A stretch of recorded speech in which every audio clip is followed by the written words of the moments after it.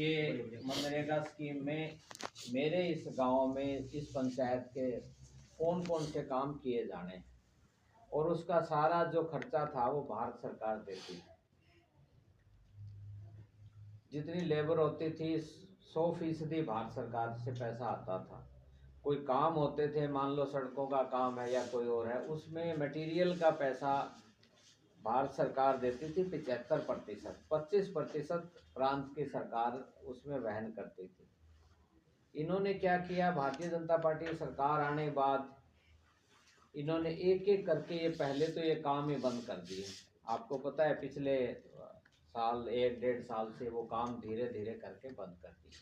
हम तो ये मांग कर रहे थे कि इन कामों को दोबारा से मनरेगा स्कीम में लाया जाए, लेकिन अभी पिछले दिनों संसद में एक भारतीय जनता पार्टी की सरकार एक बिल लेकर के आई, और विकसित भारत जी राम जी के नाम से, और उन्होंने इसका सारा 100% इसको मनरेगा को ना केवल बदला है परंतु इसको ख़त्म करने का काम किया है।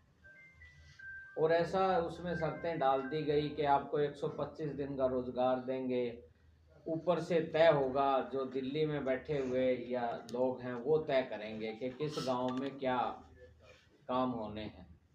तो क्या ये संभव है? इस तरह की बात है।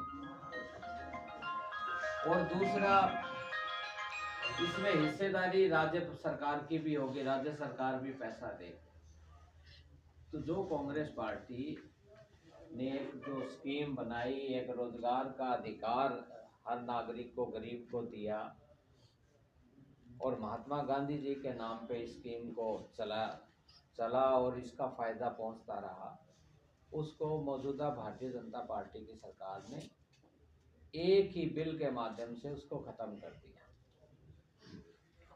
वैसे आप देखते हो धरातल पे कोई काम सरकार की तरफ से कोई होता नजर नहीं आता।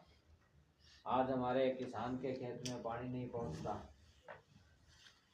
और जो खाल होते हैं उसकी एक की जो खाल की रीमॉडलिंग होती है वो हर 20 साल के बाद होती है। हमारे 75 करोड़